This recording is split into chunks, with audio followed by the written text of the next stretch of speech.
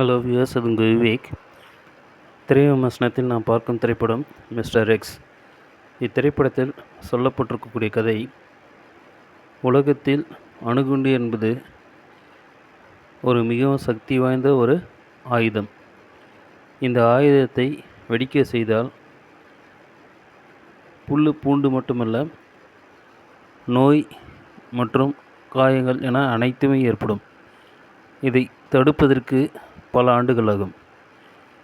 ஒரு முறை இக்குண்டை பிரயோகித்தால் அதை நிறுத்துவதற்கு பல ஆண்டுகள் ஆகும். அதனால் இதை தடுக்க வேண்டுமென்று தான் அனைத்து நாட்டு அதிபர்களும் முயற்சி செய்கிறார்கள். அப்படி இருந்தும் மனிதனின் பேராசை அதை தடுக்க விடமாட்டேங்குது. அப்படிப்பட்ட ஒரு கதை தான் இது. இக்கதையில் சீனா 1964 பாம் எக்ஸ்ப்ளோட்ஸ், அதாவது அணு ஆயுத சக்தி மேற்கொள்கிறது. அதற்கு பாகிஸ்தான் மறுப்பு தெரிவிக்கிறது. ஆகையால் இந்தியாவிடம் தங்களுடைய ஆதரவை கேட்கிறது. இந்தியாவும் அதற்கு ஒப்புதல் அளித்து நவ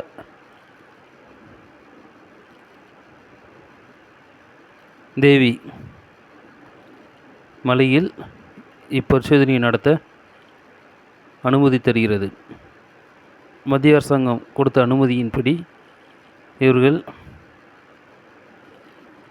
நந்தாதேவி மலையின் மீது அந்த டிவைஸை கொண்டு செல்கிறார்கள். ஆனால் அந்த டிவைஸ் அரசாங்கத்திற்கே தெரியாமல் 7 மீட்டர் ரேடியஸ், அது வெடித்தால் மிகப்பெரிய பிரளயமே வரும் என்று தெரியாமல் ஒப்புதல் அளித்து விடுகிறார்கள். ஆனால் அவர்கள் அந்த டிவைஸை மேலே கொண்டு செல்லும் பொழுது அங்கு பனிச்சரிவு ஏற்படுகிறது. வெள்ளம் புயல் கிளம்பியதுடன் அப்புயலில் கொண்டு வந்தவர்களும் சிக்கிக்கொண்டு இறந்து விடுகிறார்கள். அதை சரத்குமார் அவர்கள் கண்டுபிடித்து ரஷ்யாவில் உள்ள ஒரு பகுதியில் புதைத்து வைக்கிறார். உலக நாடுகள் அனைத்தும் அந்த டிவைஸை தேடி அலைகிறது. அப்பொழுது ரஷ்யாவில் அது கிடைக்கிறது. அதை தடுப்பதற்காக சரத்குமார் அவர்கள் அவர்களை துப்பாக்கியால் சுடுகிறார். ஆனால் அவர் அங்கே கைது செய்யப்படுகிறார். அவரை காப்பாற்ற அமரன் சக்கரவர்த்தி என்னும் ஒரு தனிப்பட்ட நபர் அங்கே அனுப்பி வைக்கிறார். அவரை அங்கிருந்து மீட்கப்படுகிறார். ஆனால் பிறகு அந்த டிவைஸை மட்டும் அவர் எடுத்துக்கொண்டு இவரை அங்கேயே சுட்டு வீழ்த்துகிறார். மாஸ்கோவில் மிஸ்டர் எக்ஸ் என்பவர் இறந்துவிட்டதாக தகவல் வருகிறது. ஆர்யா இத்திரைப்படத்தில் ரா ஏஜென்ட்டாக பணிபுரிகிறார். மேலும் அவருக்கு மேலதிகாரியாக மஞ்சு வாரியர் அவர்கள் நடித்திருக்கிறார்கள். காளி வெங்கட்டும் நடித்திருக்கிறார். மேலும் இப்படத்தில் சில விஷயங்கள் உண்மையை தழுவி எடுக்கப்பட்டுள்ளது. மற்றவர்கள் கற்பனையாக இருந்தாலுமே கூட பார்ப்பதற்கு உணர்ச்சிகரமாகவும் ரசிக்கும் வகையிலும் எடுக்கப்பட்டிருக்கிறது. இந்த படத்தில் சொல்லப்பட்டுள்ள கதை இன்று மேற்கு ஆசியாவின் போரை கூட நாம் நினைவில் எடுத்துக்கொள்ளலாம். ஏனென்றால் ஈரான் அதிபர்கள் சொல்வது என்னவென்றால், அமெரிக்கா இப்போரை எதற்காக தொடுத்தார்கள் என்பதே தெரியவில்லை. ஆனால் அமெரிக்காவே எங்களை ஆலோசிக்காமல் அவர்களாகவே ஒரு திட்டத்தை முடிவு செய்து விடுகிறார்கள். அது எப்படி சாத்தியமாகும் என்று ஈரான் அதிபர்கள் கேட்கிறார்கள். அதுபோல இப்படத்தில் சொல்லப்பட்டிருக்கக்கூடிய அணுகுண்டு சோதனையும் அதுபோலதான். இந்தியாவில் G20 மாநாடு நடைபெறுகிறது. அம்மாநாட்டிற்கு உலகத் தலைவர்கள் அனைவருமே வருகிறார்கள். அம்மாநாட்டை தடுப்பதற்காக அந்த டிவைஸை பயன்படுத்த சதிகார கும்பல் முயற்சி செய்கிறார்கள். ஆனால் அதை எப்படி ரா ஏஜென்ட் தடுக்கிறார்கள் என்பதுதான் மிச்சமுள்ள கதை. இப்படத்தில் கொடுக்கப்பட்டுள்ள கதாபாத்திரத்திற்கு ஏற்றாற்போல் அனைத்து நடிகர்களுமே மிகவும் சிறப்பாக தங்களுக்கு உரிய நடிப்பாற்றலை வெளிப்படுத்தியிருக்கிறார்கள். மேலும் கௌதம் கார்த்திக் இத்திரைப்படத்தில் வில்லனாக அதுவும் ஸ்டைலிஷாகவே நடித்திருக்கிறார். அவர் உண்மையில் நல்ல ஒரு கைதேர்ந்த நடிகர் தான். ஆனால் அவருக்கு அதற்கேற்றவாறு கதைக்கலாம் அமையாததினால் அவர் ஒரு நட்சத்திரமாக ஜொலிக்காமல் இன்னும் தாமதமாக இருக்கிறார். மேலும் ஆர்யா நீண்ட நாட்களுக்கு பிறகு திரைப்படத்தில் நல்ல ஒரு வரவேற்பை பெற்றிருக்கிறார். அவருக்கான ஒரு வெற்றி படமாக இப்படம் அமைந்துள்ளது. இத்திரைப்படத்தை போல் நிறைய ஆக்ஷன் திரைப்படங்கள் தமிழ் சினிமாவில் வர வேண்டும். ஏனென்றால் இன்று அரசியல் சம்பந்தப்பட்ட திரைப்படங்கள் எடுப்பது என்பது மிகவும் கடினமாக இருக்கிறது.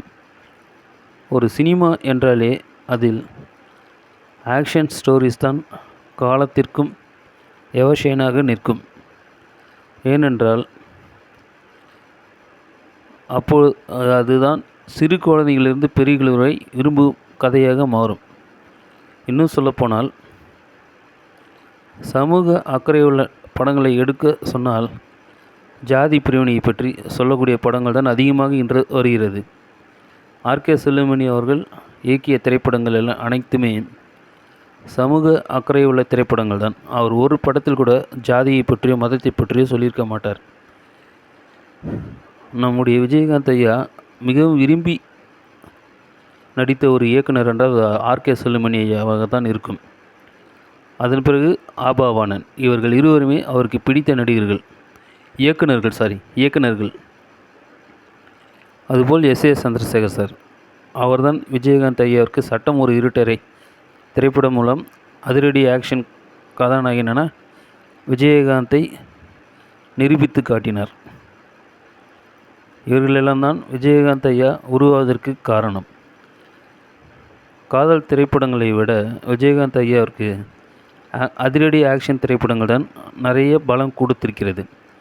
அதுபோல் ஆர்யாவிற்கும் கௌதம் கார்த்திற்கும் அதுபோன்றே அமைந்திருக்கிறது. இத்திரைப்படத்தில் நல்ல நல்ல சண்டை காட்சிகள்லாம் அமைக்கப்பட்டுள்ளது. மேலும் அருள் வின்சென்ட் இத்திரைப்படத்தில் ஒளிப்பதிவு செய்திருக்கிறார். அவருடைய ஒளிப்பதிவும் படத்தை காட்சி பிரமாதமாக எடுக்கப்பட்டுள்ளது.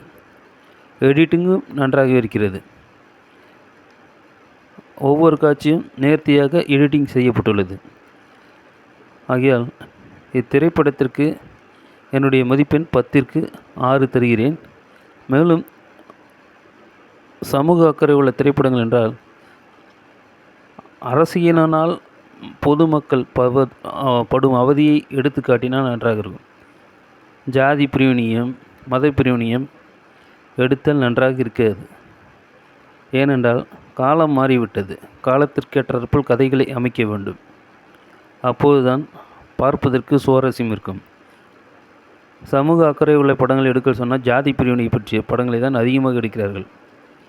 அது கொஞ்சம் மாற்றிக்கொண்டால் நன்றாக இருக்கும்.